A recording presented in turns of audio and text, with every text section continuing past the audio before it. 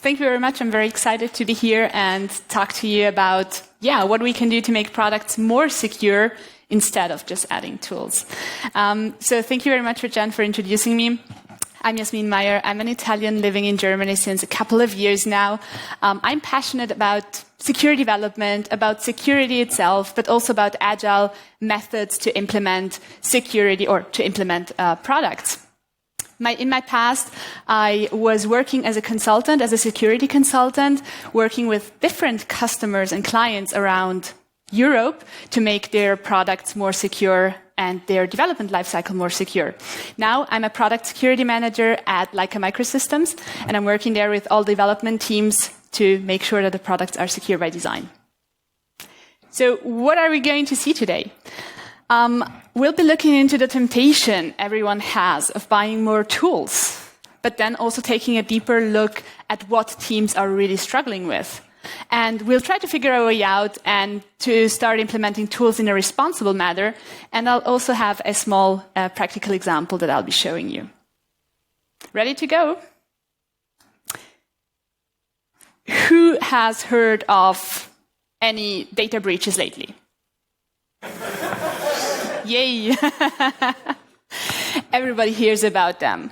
Everyone is confronted with companies bringing out reports talking about how companies get breached, how many incidents happen, how do they happen, and where.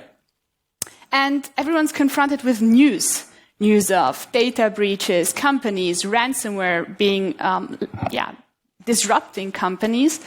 And who of you wants to be associated with such news in the headlines? None of you. So, good. I mean, there could have been somebody. What are people thinking about? How can we solve this? Everyone has the same thought. We want to become more secure. We want to stop the breach. We don't want it to happen. And the temptation that they have is, let's buy some more tools. We have development teams working in a DevSecOps or a waterfall approach. That doesn't matter much. What tools can we buy? Well, actually, one can start very early in the process and define and implement and buy some tools to secure their planning process, do secure architecture, security enablement. One can buy tools to secure the software development when the developers actually write the code. Static application security analysis, software composition analysis, and all types of tools that you can have there. Then we can implement some tools in the CI pipeline. When we build the application, scan for the containers, for some vulnerabilities, and so on and so forth. We can continue and implement tools when we start testing the application. And as we go down the process, we can buy tools to scan our infrastructure, to scan what's happening in the operations, and to monitor them throughout. So I hope you hate this slide as much as I do. And if I forgot any tools, it's not that I support any of these or all of them, but it should just overwhelm you just as it does with me. It gives me some anxiety. And let's think about what are the development teams confronted on a daily basis. They have their pipelines with existing tools. And everything we buy just adds complexity on top of it.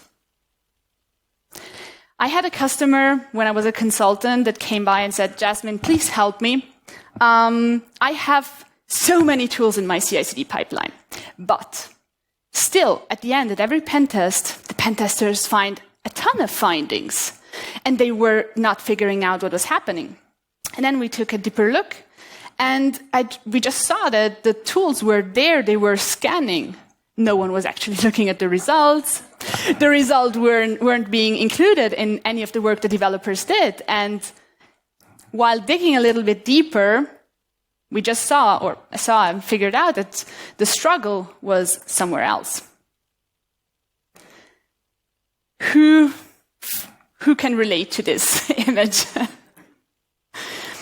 Developers and security engineers, security professionals, are fighting on a daily basis, not because they want to, but because they oftentimes have conflicting responsibilities.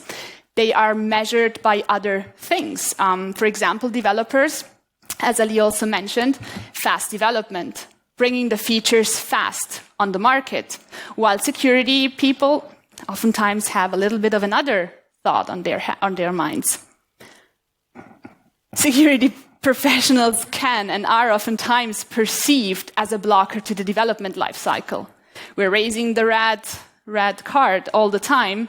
No, you can't do this, no, you can't do that, and blocking everything around. But then what makes it even worse is this tick-in-the-box approach to security. Do you have a SaaS tool implemented? Yes. Who cares if nobody looks at the results? Tools are helping, but they aren't adding any value if they're not implemented in the right way.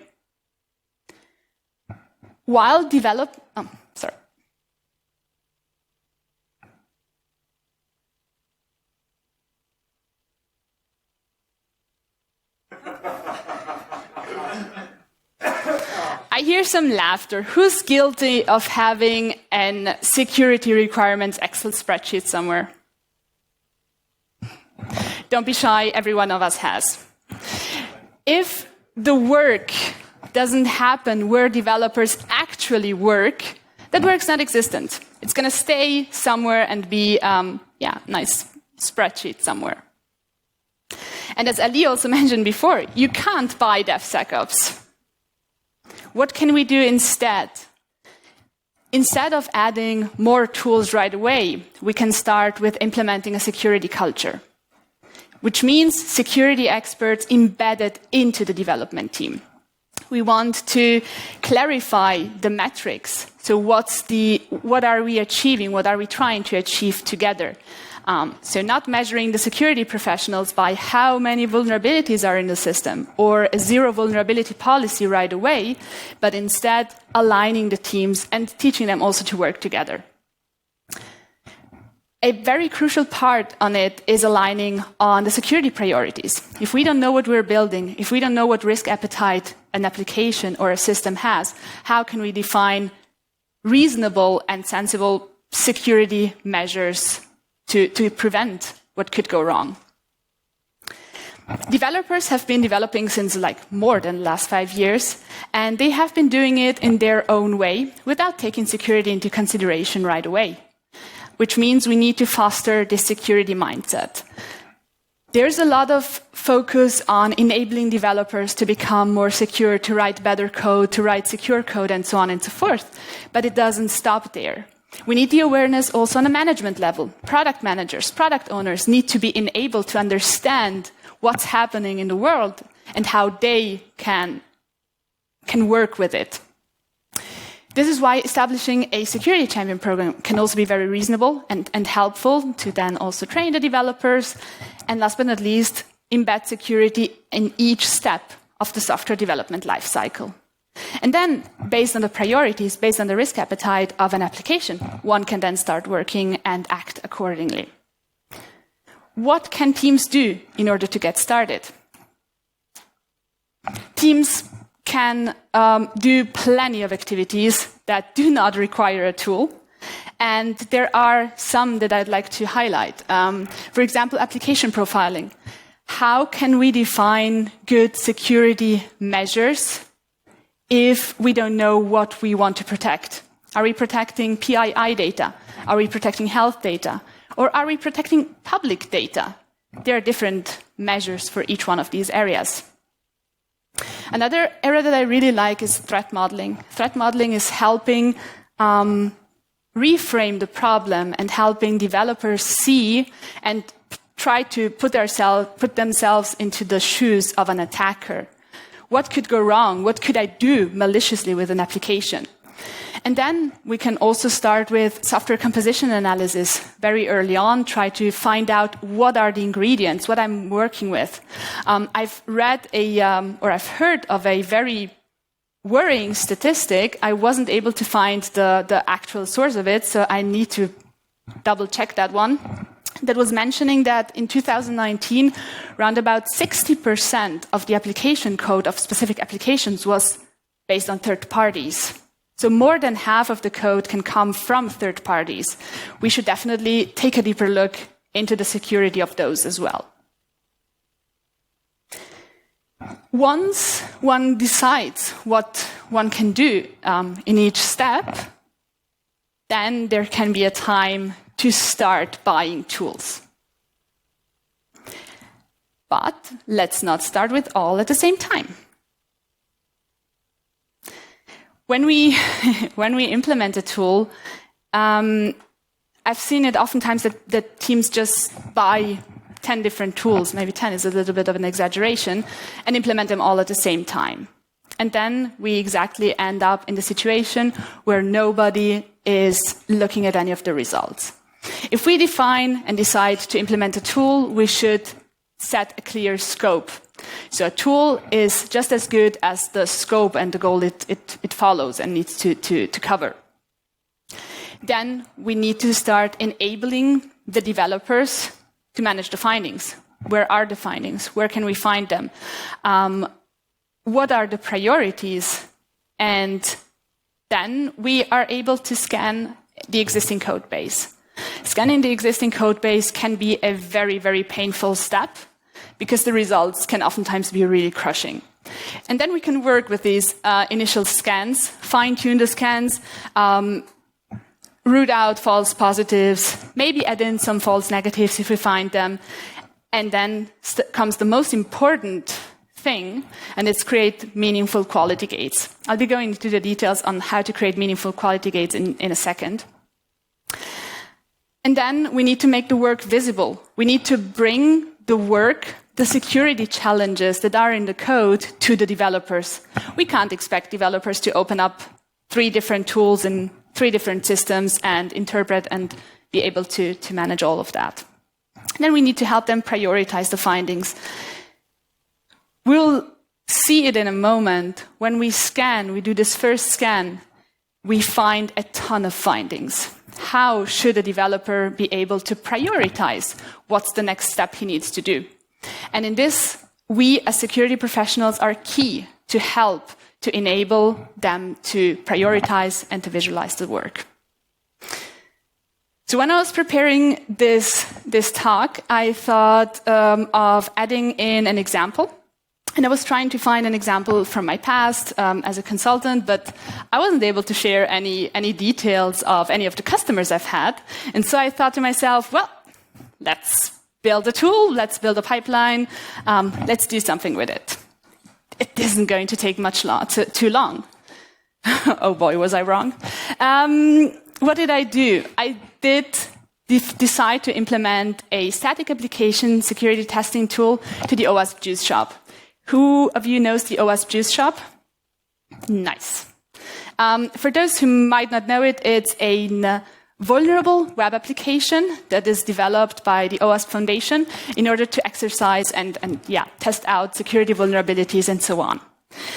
I forked the OWASP Juice Shop and added it into GitHub, where I had my repository, so you will be able to check that one out if you want.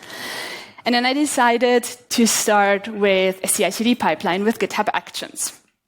Why did I use GitHub Actions? GitHub Actions is, GitHub has some very nice security features that can be used for open source projects for free. This is why I went for this technology decision. And then I started to take a look, and by default, you can run software composition analysis in analyzing what are the packages that are inside of the application. And for that, I used Dependabot. In the second step, I used linting. I used ESLint to check for, if I'm able to find any challenges there, how the code quality of the product and the project is in that perspective. And last but not least, and we'll be focusing on that in the next slides, I implemented 3 different static application security tools. Why did I exactly choose these? Because all of them are freely available for open source and open projects. So that was the only reason for that. I started with running a manual scan. And then when I run the manual scan, this was the output. And as you can see, 3 different tools, one code base, very different results.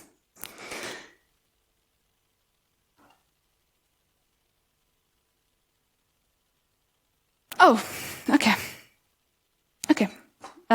Just let me I think there's an outdated version of my slides, but anyways, doesn't matter. When I started, then I thought, okay, let me implement a CI/CD pipeline. Who of you knows what a CI/CD pipeline is? Okay, very good. So a CI/CD pipeline is just an if this then that, chained.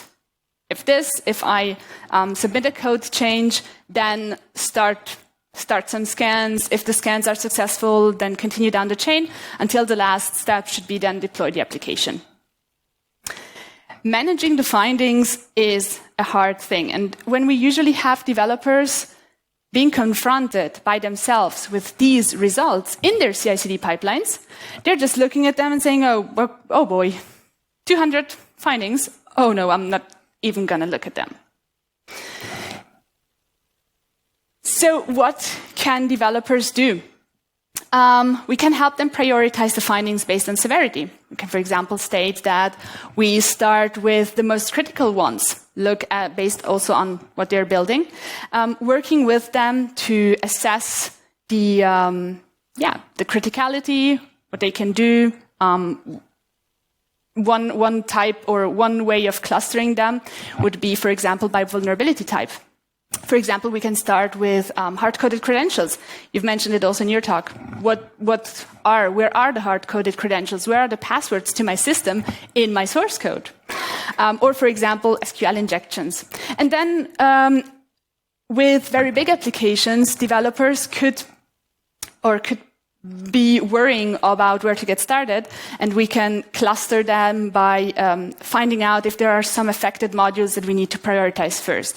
So if there's microservices, one can really start with one microservice at a time, and so on and so forth. So how many injection flaws were there found? So one found 7, 1 11, 1 6. So this really shows us that we, as security professionals, need to help the developers make sense out of these findings. How many are there? What are they? What do we need to do? And are there maybe false negatives or, most importantly, false positives? Because if we start implementing in our pipeline an automated way to filter out or to find such results, it is very bad if there are false negatives, so flaws that are not really flaws because they are not real in the application. That would mean that the developer is always taking a look at something that's not applicable for him or her. Moreover, the findings and the outcome of tools is and can be really complex. It's not very developer friendly. So before this presentation, I have submitted, or I've talked to some developer friends of mine, and if they are senior enough, they are good at also interpreting and finding out what they went wrong or where they did something wrong. If they are more junior, they oftentimes don't really understand what's going on there. So working in different UIs, as we implement different tools in the pipelines, is also adding to the fatigue of the developers and what they are doing in general in their work. What can we do to fix all this? So how can we implement a tool in a responsible way? And this is an approach that I have used with multiple teams in the past, and it was very successful, but it was also quite long and tedious. We selected one vulnerability type, for example, injection, and figured really on that one vulnerability. We enabled the developers to understand where they went wrong. I gave the developers working examples of how it works in their programming language, how it's working in there, and how they need to do or what they need to do in order to fix this. So raising the awareness was very, very crucial, but also enabling and training the developers. And then we started to fix the vulnerabilities. That was the first point where we really implemented the tool and the quality gate. So if you're familiar with CI/CD pipelines, you know that you can build in a quality gate and set some kind of threshold. For example, if you find another hard-coded credential, stop, don't continue with the build, don't deploy it, give it back to the developer and tell him what he did wrong. And that was the point where we started introducing that. They started to fix the vulnerabilities, and after that, we created this quality gate in order to make sure that every new line of code that was submitted was definitely not including that vulnerability. And then you start from scratch. You go to the next level. So you fixed all the hard-coded credentials, activated the quality gate for the hard-coded credentials, then you go on with SQL injections overall, cross-site scripting, and so on and so forth. And while this process is and can be long for companies, we know that enabling and embedding a security culture into a development team that is already working can be a long run. And you do this in order to, in the end, go on and have more secure products while working together between the development and the security teams. While I was doing this, I have to be honest, I thought, well, the CI/CD pipeline is going to be fast. It's not going to be a big deal. Nevertheless, I encountered so many issues with GitHub Actions. It was so painful. For example, while I was doing it, I had challenges with the secrets in order to make the results available to the different platforms. And I know I should not put secrets public in GitHub. Nevertheless, it would have been much easier to just hard code the credential inside the code and push it there, instead of going the way I did it with environment variables. It cost me 30+ runs for each tool that I implemented in order to try to make it the right way. This really shows that the tools need to be intuitive not only for security professionals, but also for developers, for operations people, for people that are regularly using them and implementing them into their pipelines. Because that is the point where the real value of the tool comes out. The tools will not be helpful just by themselves in scanning and just staying there in a bucket and not being used anymore. Thank you very much.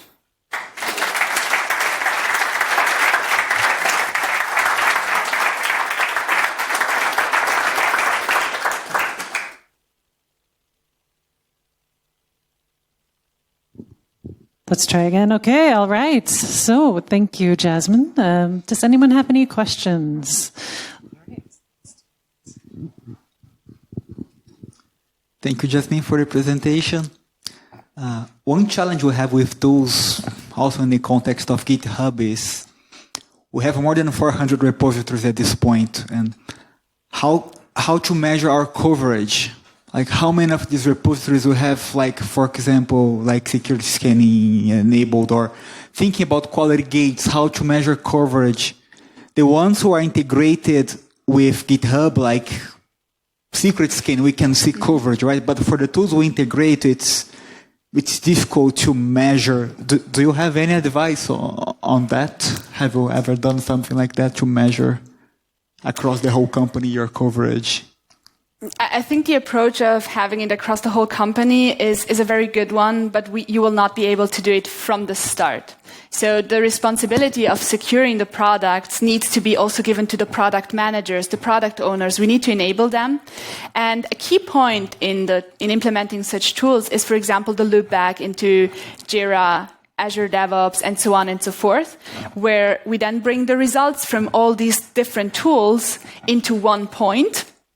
And from there, we can, for example, also create dashboards that span across multiple projects to cover and see from a management perspective, how the teams are performing and how well they are performing. But it's for sure a very challenging task, as every tool has its own dashboard, its own findings, its own coverage metrics, and merging that together is definitely a challenge. So what I've done in the past was really integrating them into, for example, Jira, having automatic tickets created, but only after we set up the reasonable quality gates and we tried to fix the false positive rate. And then from there, we took it and centralized the management in Jira with dashboards. Yeah, I hope that answers your question. Okay.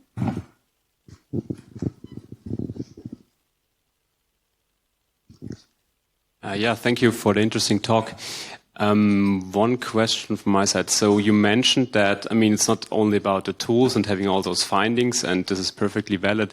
In multiple projects where I worked, the teams were actually struggling with the necessary know-how to have like a security engineer in the team and to do these kind of things. I mean, you named one example to prioritize this big list of findings of an initial scan. And this is what I saw as the biggest issue for teams, and it's also not so easy to get people with security know-how in those teams.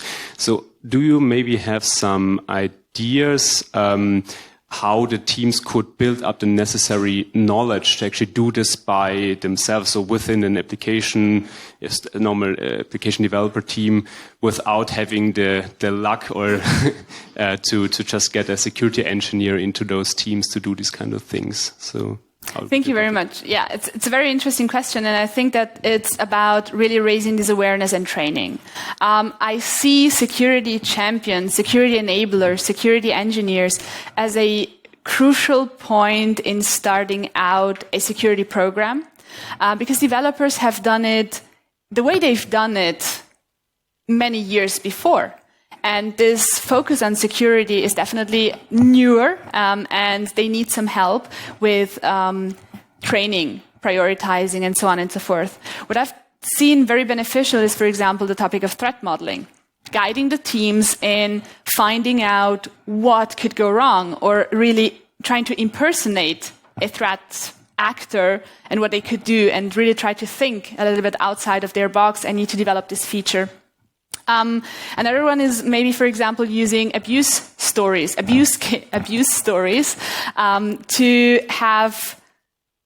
shift this mindset a little bit step by step. But definitely it's a long journey, and step by step one needs to enable them.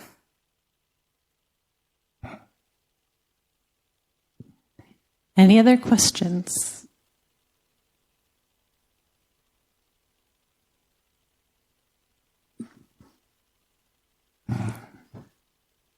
Okay, then let's give Jasmin once again a round of applause. Thank you very much.